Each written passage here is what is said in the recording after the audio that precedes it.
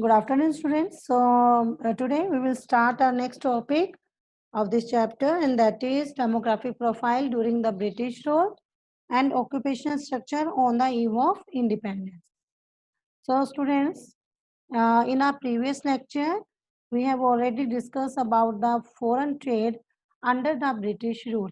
Okay, and in which we studied about these points: net exporter of the primary product and importer of finished goods, monopoly control of India's foreign trade, and surplus trade, but only to benefit the British. And so the next we have already discussed about the demographic profile during the British rule, and students in which we study the birth rate and death rate. And second one we studied about the infant mortality rate, and third in life expectancy. Okay, and fourth is literacy rate. So students, in birth rate and death rate, we studied that both birth rate and death rate were very high, nearly 48 and 40 per thousand respectively. So high birth rate and high death rate suggest a state of massive poverty in the country. Okay, so हमने ये study हम कर चुके थे कि birth rate और death rate दोनों दोनों ही हमारी कंट्री के अंदर हाई रेट पर थे उस टाइम पर, और इसी वजह से हमारे यहाँ पर जो कंट्री में पॉवर्टी थी वो बहुत ज़्यादा थी. And second we studied about the infant mortality rate. So it means कि death rate of children below the age of 1 year पर थाउजेंड लाइव बर्थ. ठीक है, कि हमारे पास एक साल से कम, एक साल से पहले ही, यानी अपने अपना बर्थडे बनाने कितने जो बच्चे हैं वो 1000 में से कितने बच्चे एक साल से पहले ही उनकी डेथ हो जाती है, तो that is infant mortality rate. Okay, end of course it was very high on that time. So it was about 218 per thousand, while at present it is 32 per thousand. So high infant mortality rate is a sign of poor health care associated with extreme poverty. And third, we studied about the life expectancy. So life expectancy means average life of a person. And this was as low as 32 years, while presently it is 39.4 years. So students, you know that low life expectancy क्या होती है. लो लो life expectancy का मतलब क्या है कि लोगों को अगर हेल्थ केयर फैसिलिटीज नहीं मिल रही हैं, या और तरह की फैसिलिटीज नहीं है, या उनमें अवेयरनेस की कमी है, तो ये बहुत से कारण होते हैं, बहुत से रीजन होते हैं जिसकी वजह से हमारी जो लाइफ एक्सपेक्टेंसी है वो लो होती है. तो इट मीन्स कि अगर उस टाइम पर लाइफ एक्सपेक्टेंसी बहुत लो थी, यानी हम कहते हैं कि 32 ईयर्स हम एवरेज मान के चलते थे, तो इट मीन्स कि उस टाइम पर हेल्थ फैसिलिटीज जो थी वो ना के बराबर थी, जीरो के बराबर थी. इसीलिए तो लोगों की जो है आज इस एज के अंदर 32 ईयर्स की एज के अंदर आज के टाइम में इंसान अपनी लाइफ स्टार्ट ही करता है, और उस टाइम पर लोगों की लाइफ ही खत्म हो जाती थी. तो आप खुद सोच सकते हैं कि उस टाइम पर सिचुएशन कैसी थी. एंड फोर्थ जो था, we studied about the literacy rate.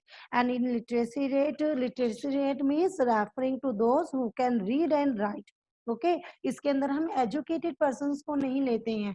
ये लिटरेसी रेट होता है कि सिर्फ इंसान को पढ़ना और लिखना आना चाहिए. अगर एक पर्सन जो है, एक इंसान जो है वो पढ़ और लिख सकता है, समझ सकता है, तो उसको हम क्या बोलते हैं, literate. Okay, so it was nearly 16% reflecting social backwardness as the reflection of economic backwardness. So और फीमेल, अगर फीमेल लिटरेसी रेट की बात करें तो वो तो उस टाइम पर और ज्यादा उसकी हालत खराब थी. वो केवल कितना था, 7%. So this indicated gender bias in the society. Okay, so students, now today we will discuss demographic transitions. So following are some notable points relating to demographic transition in India.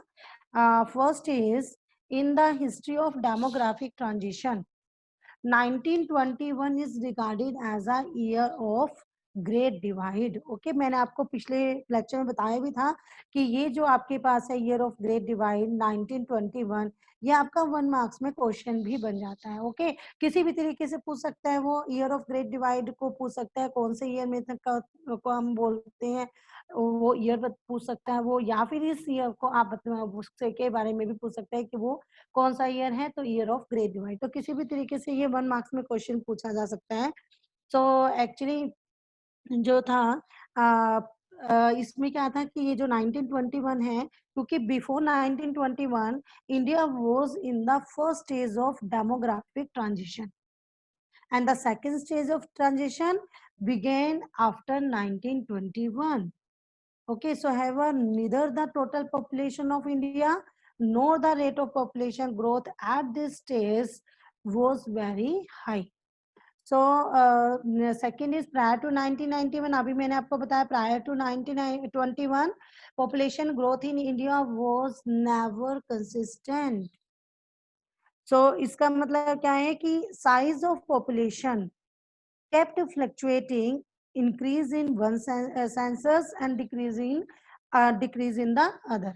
तो एक्चुअली क्या था कि जो 1921 से पहले की अगर हम पॉपुलेशन ग्रोथ की बात करें इंडिया की, तो वो कभी भी कंसिस्टेंट नहीं रही थी, क्योंकि ये फ्लक्चुएट होती थी। यानी कि किसी सेंसस में तो ये हमारी क्या आती थी, किसी सेंसस में तो ये डिक्रीज हो जाती थी पॉपुलेशन ग्रोथ, किसी सेंसस में जब हम काउंट करते थे तो ये इंक्रीज हो जाती थी। तो ये नहीं था कि कंटिन्यूसली डिक्रीज ही हो रही है हमारी कंट्री में पॉपुलेशन या कंटिन्यूसली इंक्रीज ही हो रही है, नहीं, ऐसा नहीं था। तो ये क्या था कि फ्लक्चुएट होती थी, कभी इंक्रीज होता था तो कभी डिक्रीज होती थी। Okay, so after 1921, population in India recorded a consistent rise. लेकिन 1921 के बाद जब हमने देखा तो जो हमने रिकॉर्ड किया इंडिया में पॉपुलेशन को, वो क्या रहा, वो कंटिन्यूसली बढ़ने वाली ही रही। यानी अगर आप उसके बाद के 1921 के बाद के ईयर्स की बात करें, तो उसमें जो पॉपुलेशन थी वो कंटिन्यूसली इंक्रीज होती गई हर सेंसस में। Okay, so thus the census 1901 showed a decline of 0.04 crore in total population। तो ये हमारा था, जिसमें आप दे इसमें क्या है, इसमें क्या था एक्चुअली, जैसे अगर हम बात करें 1891, ओके 1891 के अंदर तो ये क्या थी, कितनी थी, 23 पॉइंट ये थी 87 करोड़। ओके 23.87 करोड़ थी ये 1891 में। ओके, और उसके बाद अगर हम बात करें 1901 की, तो 10 साल में क्या होगी, 1901 में ये कितनी हमने देखी, 1901 में ये थी 23.83। तो आप देख रहे हैं सिर्फ कितने का, 83। तो ये पहले थी 23.87, अब कितनी हो गई थी 10 साल के बाद 1901 में 23.83। तो कितनी कितने की कितने से डिक्रीज हुई है, 0.04 से ये डिक्रीज हुई, इतने करोड़ से ये डिक्रीज हो गई थी। ओके, उसके बाद नेक्स्ट में हम देखें the census 1911 showed a rise of 1.38 crore. अब ये देखिए 1901 में तो ये क्या शो हुई थी कि इतने करोड़ से डिक्लाइन हो गई। बट 1901 फिर 10 साल के बाद जब हुआ, जनगणना की गई, तो उस सेंसस में 1911 के सेंसस में क्या शो किया गया कि ये कितने से इंक्रीज हो गई, 1.38 करोड़ से ये इंक्रीज हुई यहाँ पर। सो 1.38 करोड़ का मतलब क्या था कि जब 1901 में तो ये कितनी थी, 1901 में ये हमारे पास कितनी थी, बाद में 25.21। ओके 25.21। और जब हम आए 1911 की बात आई, तो इन 1901 में तो ये 23.83 थी, 23.83 थी ये हमारे पास 1901 में। और 1911 की बात करें तो ये कितनी हो गई थी उस टाइम, इंक्रीज होकर ये 25.21 ये हो गई थी। इसमें से कितने से इंक्रीज हो गई, 23.83 से ये 25.21 पर पहुंच गई इन 10 सालों में। तो ये 1.38 करोड़ से इंक्रीज हुई। तो उस टाइम पर इस 1900 इन 10 ईयर्स में, पहले वाले 10 ईयर्स में तो क्या हुआ, ये डिक्रीज हुई 0.04 से।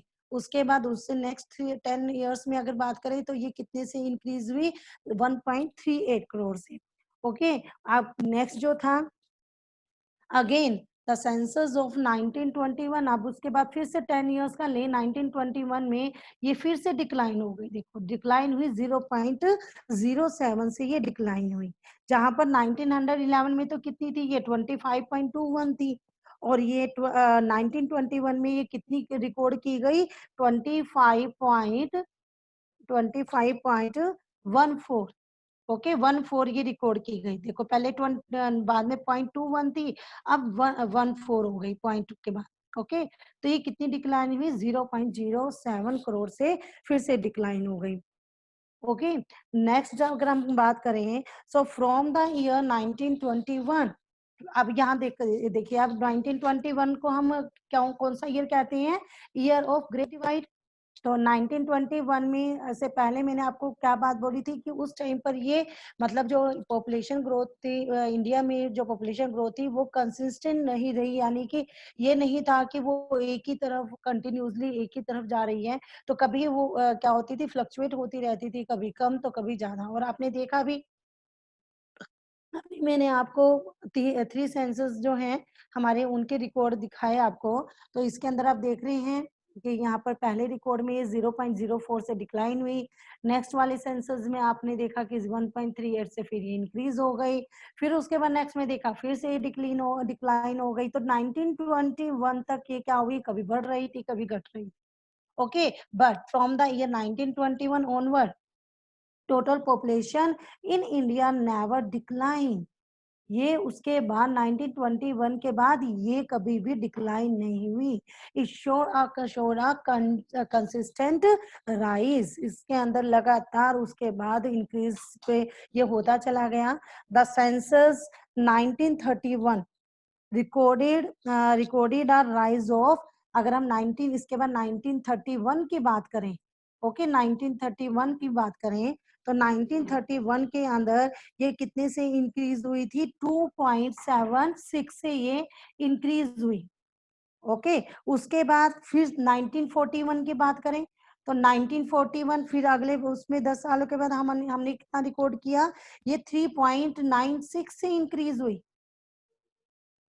ओके, और उसके बाद 1951 की बात करें, अगर हम 51 की बात करें हम, तो 1951 में फिर से यहाँ पर 4.24 से ये इंक्रीज हुई। तो आप ये देख रहे हैं कि 1921 के बाद ये कंटिन्यूसली यहाँ पर जो पॉपुलेशन ग्रोथ की बात करें, सेंसस में जो रिकॉर्ड किया गया पॉपुलेशन ग्रोथ का, वो कंटिन्यूसली राइज होता चला गया। So students, next जो था, a consistently rising population led to excessive burden of maintenance investment. अब क्या हुआ कि जैसे अब ये पॉपुलेशन जो है कंटिन्यूसली राइज हो रही थी, बढ़ रही थी, जिसकी वजह से इस पॉपुलेशन को मेंटेन करके रखना, तो हमारी गवर्नमेंट के ऊपर क्या आ गया, इसका बर्डन आ गया, इस इन्वेस्टमेंट को उसे मेंटेन करके रखना था। ठीक है, तो जो maintenance, so the consistently rising population led to excessive burden of maintenance investment. अब अगर मेंटेन करके रखना है तो उस मतलब क्या हुआ कि अब जो ग्रोथ ओरिएंटेड इन्वेस्टमेंट है वो तो यहाँ पर लो हो जाएगी ना। अगर हम मेंटेनेंस के ऊपर ही हमारा इतना खर्चा होता रहेगा, हम इन्वेस्टमेंट करते रहेंगे, तो हम ग्रोथ ओरिएंटेड इन्वेस्टमेंट कम करेंगे। वो तो, और जितना ज्यादा ये मेंटेनेंस इन्वेस्टमेंट का बर्डन जितना ज्यादा होगा, उतना ही जो ग्रोथ ओरिएंटेड इन्वेस्टमेंट है उतनी ही वो लो हो जाएगी। सो इट इज एन, तो ये जो है जो हमारा ये मेंटेनेंस इन्वेस्टमेंट है, it is an expenditure which a country has to incur on the maintenance of the existing population. So students, when the maintenance investment is high, growth oriented investment remains low. तो ये लो हो जाएगी। और अगर हमारी growth oriented investment लो है, अगर ये लो हो जाती है, तो फिर कहाँ से इकोनॉमी की डेवलपमेंट होगी? फिर तो डेफिनेटली क्या होगा, हमारी जो इंडियन इकोनॉमी है वो बैकवर्ड भी होगी और स्टैग्नेंट भी होगी।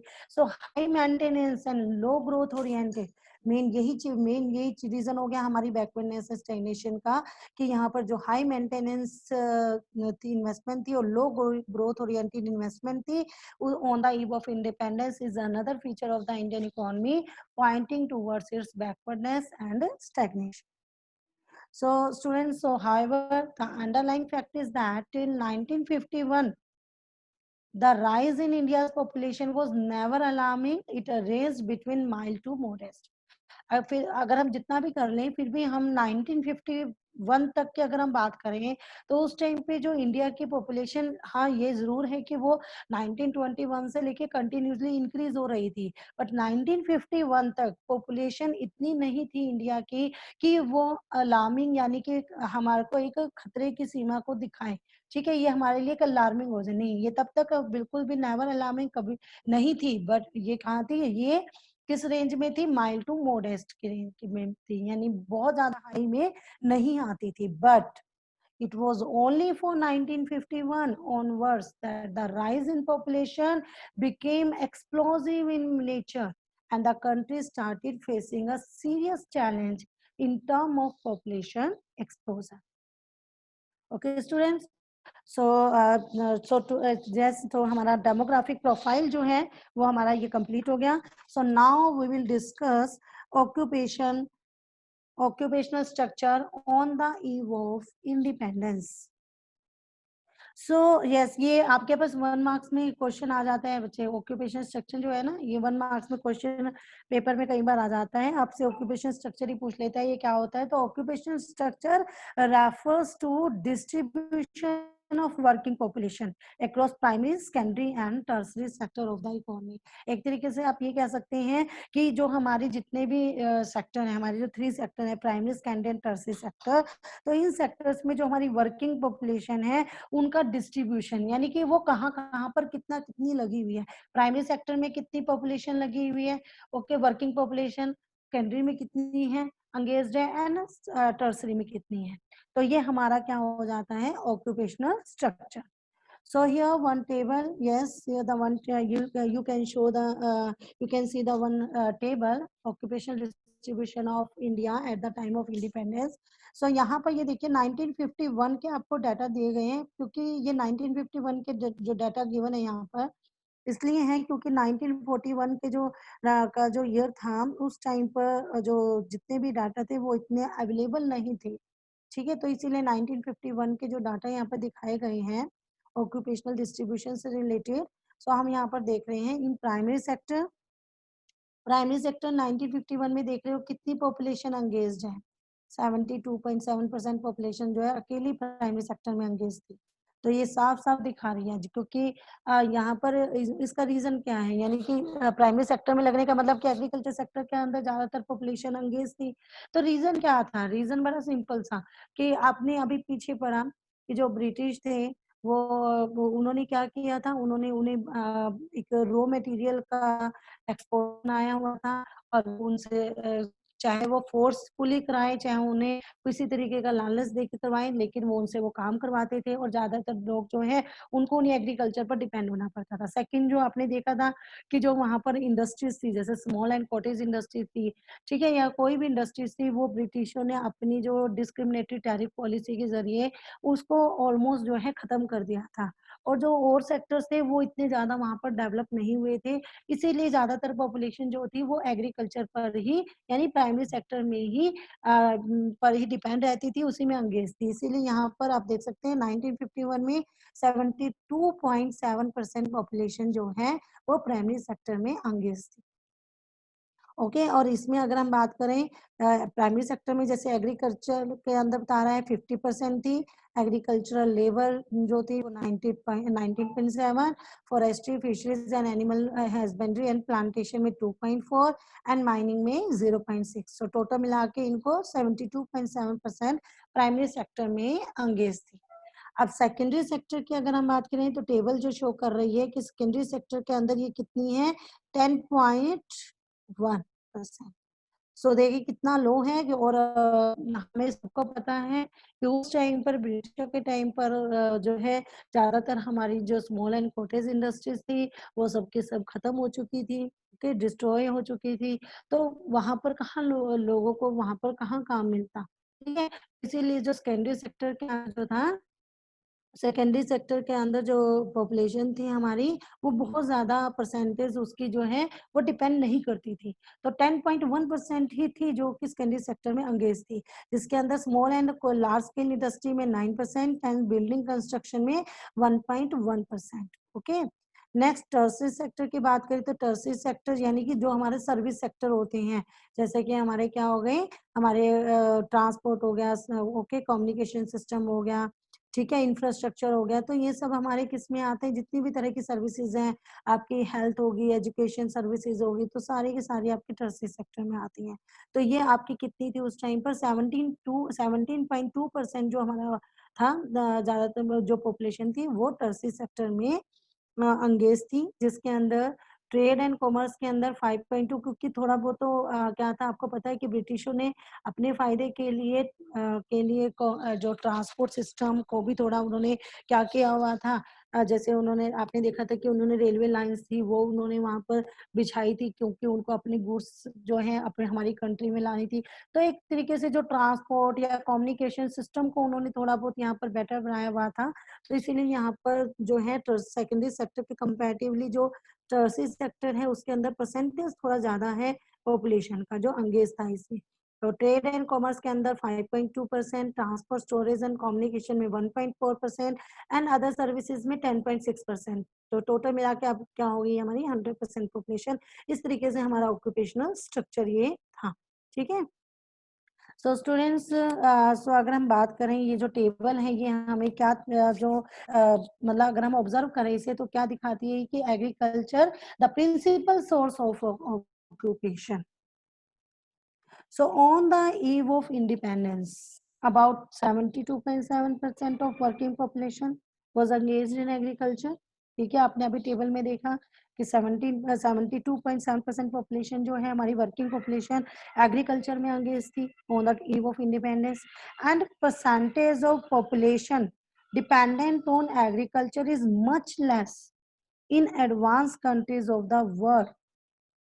अगर और एक चीज आपने ये चीज आप ध्यान में रखेंगे कि कोई भी कंट्री, किसी भी कंट्री की इकोनॉमी वो डेवलप कब होती है, जब वहां पर अगर पॉपुलेशन हमारी, ज्यादातर पॉपुलेशन किसी भी इकोनॉमी की सेकेंडरी सेक्टर में, ठीक है, और टर्सरी सेक्टर में एंगेज्ड होती है, और एग्रीकल्चर सेक्टर पे डिपेंडेंस जितनी ज्यादा कम होगी पॉपुलेशन की उतना ज्यादा वो कंट्री डेवलप होती है। सेकेंडरी सेक्टर के ऊपर और टर्सरी सेक्टर में जितनी पॉपुलेशन एंगेज ज्यादा होगी उतनी ही वो ज्यादा डेवलप होती है। अब आप देख रहे हैं कि हमारी कंट्री में तो उस टाइम पर 72.7% पॉपुलेशन ही एग्रीकल्चर पर डिपेंड कर रही थी, तो कहाँ पर वो डेवलप होती, वो तो डेवलपिंग में भी नहीं थी, वो तो बैकवर्ड में आई हुई थी।